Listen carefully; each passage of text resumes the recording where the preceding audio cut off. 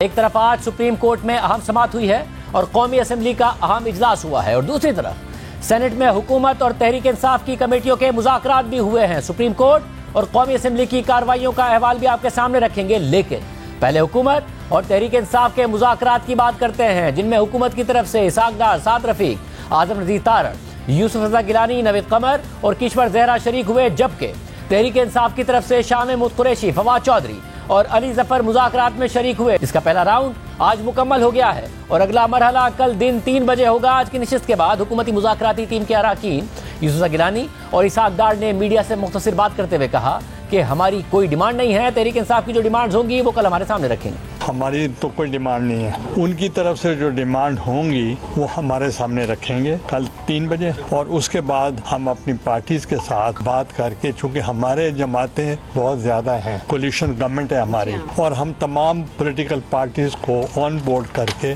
जो उनकी डिमांड होगी सामने रखते हैं। असूलन कि हमें आइन के अंदर रह के मामलात को हैंडल करना है और रियासत और अवाम के मफादात को हमने मद्देनजर रख के सारा मामला जो है करना है। तहरीक इंसाफ के रहनुमा शाह महमूद कुरैशी ने कहा कि इमरान खान ने हमें मुकम्मल मैंडेट दिया हुआ है, मगर इत्तेहादी हुकूमत ने वक्त मांगा है, जिस पर हमने उन्हें कहा कि वो एक प्रपोजल लेकर आए। अगर वो आइन के मुताबिक हुआ तो इस पर खुले दिल से गुफ्तगू करेंगे। हमने वे फॉरवर्ड तलाश करना है इन मुज़ाकरात के जरिए और इन मुज़ाकरात को कोई ताखीरी हरबे के तौर पर इस्तेमाल नहीं करना। इमरान खान साहब से हमारी मशावरत हुई और उन्होंने हमें मुकम्मल मैंडेट दिया है, लेकिन जो हमारी कोलिशन गवर्नमेंट है उन्होंने कहा कि अभी उन्हें आपस में मशावरत करनी होगी, उन्हें कुछ वक्त चाहिए और जो अपने कोलिशन पार्टनर्स को ऑन बोर्ड उन्हें लेना होगा। आप एक प्रपोजल लेकर आइए और वो प्रपोजल आइन के दायरे के अंदर हुआ तो हम खुले ज़हन से उस पर गुफ्तगू करेंगे।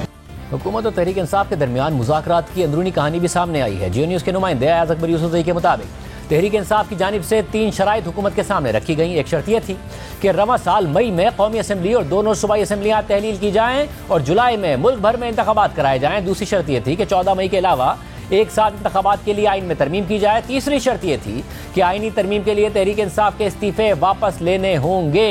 हुकूमत और तहरीक इंसाफ इंतखाबात से मुतालिक मुज़ाकरात का आगाज़ कर चुकी हैं, जबकि सुप्रीम कोर्ट ने 14 मई को पंजाब असेंबली के इंतखाबात कराने का हुक्म दे रखा है। आज इसके लिए फंड्स देने की डेडलाइन मुकर्रर की थी और वाज़ेह किया था सुप्रीम कोर्ट ने कि 27 अप्रैल तक 21 अरब रुपए ना दिए गए तो अदालती हुक्म ना मानने के शदीद संगीन नताइज आ सकते हैं। लेकिन आज समाअत हुई तो 3 रुकनी बेंच का मूड, अदालत का माहौल और चीफ जस्टिस का रवैया सब बदला हुआ था।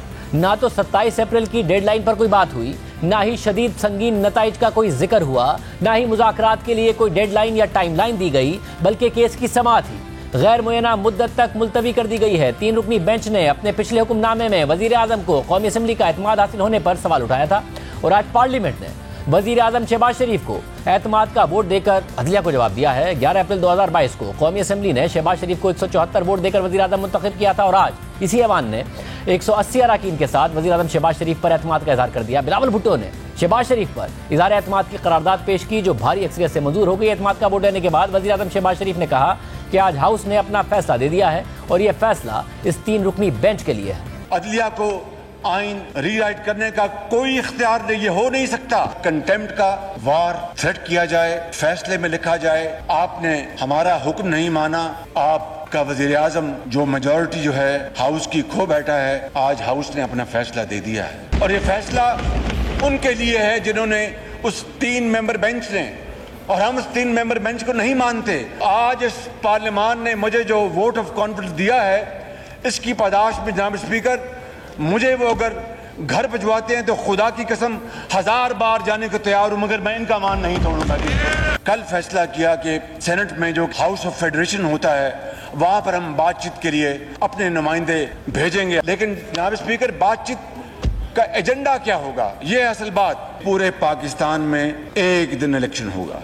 सुप्रीम कोर्ट के 3 रुकनी बेंच ने अपने 19 अप्रैल के हुक्मनामे में लिखा था कि जहां तक वफाकी हुकूमत का फंड्स के मामले को कौमी असम्बली भिजवाने का फैसला और कौमी असम्बली की तरफ से उसे मुस्तरद करने का मामला है, तो पार्लिमानी निज़ाम जमहूरियत का यह आईनी तकाजा है कि हुकूमत वक्त के पास हर वक्त कौमी असम्बली में अक्सरियत का एतमाद होना चाहिए। और इसका मतलब यह भी है कि वज़ीर आज़म के पास भी अरकान असम्बली की अक्सरियत का एतमाद होना चाहिए और हुकूमत को कौमी असम्बली में तमाम माली इक़दाम से मुताल्लिक मंजूरी लेने के काबिल होना चाहिए। जब इस मामले को इस पहलू से देखा गया तो फंड्स की मंजूरी की दरख्वास्त को मुस्तरद करने के संगीन आईनी नताइज होंगे। एक इम्कान यह है कि हुकूमत और वज़ीर आज़म कौमी असम्बली के अक्सरियती अरकान का एतमाद खो चुके हैं। अगर यह इम्कान सही पोजीशन की अक्कासी करता है तो उसके सख्त आईनी नताइज होंगे। उसी दिन यानी 19 अप्रैल की समात में चीफ जस्टिस उमर अता बंदियाल ने रिमार्क दिए थे कि अगर इंतखाबात के लिए फंड्स फराहम ना किए गए तो शदीद संगीन नताइज आ सकते हैं। जस्टिस मुनीब अख्तर ने अटॉर्नी जनरल से सवाल किया था कि क्या कभी सप्लीमेंट्री ग्रांट की मंजूरी लेने में हुकूमत को शिकस्त हुई। पार्लियामेंट के वजीर आजम पर अदम एतमाद के भी नताइज होते हैं।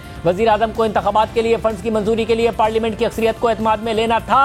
वजीर आजम मुल्क के चीफ एग्जीक्यूटिव हैं। वजीर आजम के पास असेंबली में अक्सरियत होना लाजमी है। अटॉर्नी जनरल साहिब समझने की कोशिश करें, मामला बहुत संजीदा है। और इस पर आज वजीर आजम शहबाज शरीफ ने कहा कि आज हाउस ने अपना फैसला दे दिया है और यह फैसला इस 3 रुकनी बेंच के लिए है। जबकि गुज़िश्ता रोज कौमी असेंबली में खिताब करते हुए बिलावल भुट्टो ज़रदारी ने कहा था कि किसी भी जज को इस राय के साथ खेलने की इजाज़त नहीं है कि आपकी अक्सरियत है या नहीं है। अदम एतमाद अगर किसी के खिलाफ हुआ है तो 3 अफराद के खिलाफ हुआ है। कोई भी जज अपना बेंच पे, अपना किसी सीक्रेट फोन कॉल पे नहीं, अपना बेंच पे बैठ के अपना ऑर्डर में इस ओपिनियन के साथ खेलने का भी इजाजत नहीं है कि आपका मेजॉरिटी है या नहीं। जनाब स्पीकर, जब इस हाउस ने वो रेजोल्यूशन पास किया, हर अपॉर्चुनिटी पे अपना राय का इजहार किया। हम अपना वजीर आजम पे एतमाद का इजहार कर रहे थे, चाहे वो हमारा रेजोल्यूशन हो या वो किसी मनी बिल का रिजेक्शन हो। हम 4-3 का अक्सरियती फैसला के साथ इज़हार यकजहती कर रहे हैं। अदम एतमाद अगर किसी के खिलाफ हुआ है तो 3 साहब के खिलाफ अदम एतमाद का इज़हार किया गया है।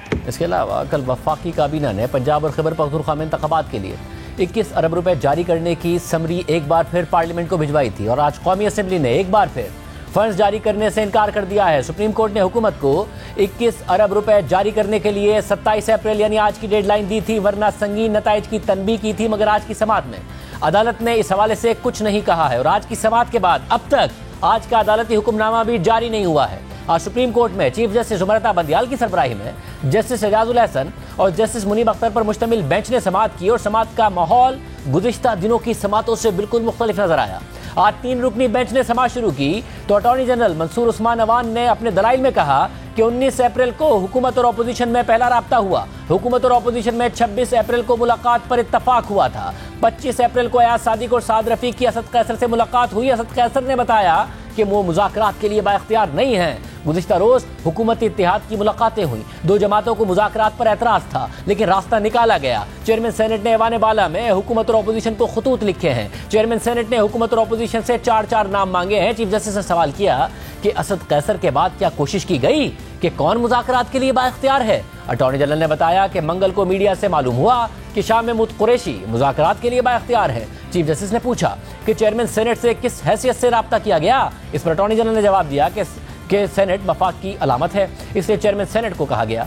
चीफ जस्टिस ने रिमार्क दिए कि 19 अप्रैल को चैम्बर में आपसे मुलाकात हुई। हमारे एक साथी की अदम दस्तयाबी के बाइस 4 बजे समात नहीं हुई थी। फारूक नाइक ने कहा था कि चेयरमैन सेनेट सहूलतकारी करेंगे। चेयरमैन सेनेट ना हुकूमत के नुमाइंदे हैं ना अपोजिशन के नुमाइंदे हैं। हुकूमत मुज़ाकरात में संजीदा है तो खुद इक़दाम उठाती। मुज़ाकरात करने पर अदालत मजबूर नहीं कर सकती। अदालत सिर्फ आइन पर अमल चाहती है ताकि तनाज़े का हल निकले। अदालत को कोई वजाहत नहीं चाहिए, सिर्फ हल चाहिए। चेयरमैन सेनेट इजलास बुलाएंगे, इसमें भी वक्त लगेगा। पीपल्स पार्टी के वकील फारूक नाइक ने कहा कि तमाम हुकूमती इत्तेहादी जमातें PTI से मुज़ाकरात पर आमादा हैं। मौलाना फजल रहमान को सेनेट ने मुज़ाकरात पर आमादा कर लिया। सेनेट वाहिद इदारा है जहां तमाम जमातों की नुमाइंदगी मौजूद है। चेयरमैन सेनेट का किरदार सिर्फ सहूलत फराहम करना है। मुज़ाकरात सियासी जमातों और कमेटियों को ही करने हैं। सियासी इशू है, इसलिए सियासी कायदीन को ही मसला हल करने दिया जाए। सियासत का मुस्तकबिल सियासतदानों को ही तय करने दिया जाए। तो चीफ जस्टिस ने रिमार्क दिए कि हुकूमत ने नेक नियति दिखाने के लिए क्या इकदाम किए हैं। लगता है हुकूमत सिर्फ पास खेल रही है, कोई टाइमलाइन नहीं दे रहे। फारूक नाइक को भी मुज़ाकरात में रखा जाए ताकि मामला ठंडा रहे। हम ना कोई हिदायत जारी कर रहे हैं ना कोई टाइमलाइन दे रहे हैं। अदालत मुनासिब हुक्मनामा जारी करेगी। बराए मेहरबानी आइन के लिए एक दूसरे के साथ बैठें। इसके बाद केस की समाअत गैर मुय्यना मुद्दत तक के लिए मुलतवी कर दी गई और अभी तक आज का हुक्मनामा भी नहीं आया है। सुप्रीम कोर्ट में आज समाअत के दौरान चीफ जस्टिस उमर अता बंदियाल के सिवा दीगर 2 जजेस जस्टिस एजाजुल हसन और जस्टिस मुनीब अख्तर बिल्कुल खामोश रहे। तहरीक इंसाफ के रहनुमा शाह महमूद कुरैशी ने चीफ जस्टिस को पार्लियामेंट की कार्रवाई से मुतालिक आगाह करने की कोशिश की, लेकिन चीफ जस्टिस ने कहा कि सियासी बातें छोड़ें। शाह महमूद कुरैशी ने कहा कि मैं हुकूमत से मुज़ाकरात पर अपना प्रपोजल किसी से शेयर नहीं करूंगा, ये प्रपोजल सिर्फ चीफ जस्टिस से शेयर करना चाहता हूं। लेकिन चीफ जस्टिस ने शाह महमूद कुरैशी का प्रपोजल सुनने से इनकार कर दिया। सारी सूरत हाल पर बात करेंगे, हुकूमत कितनी फ्लेक्सिबिलिटी दिखाएगी।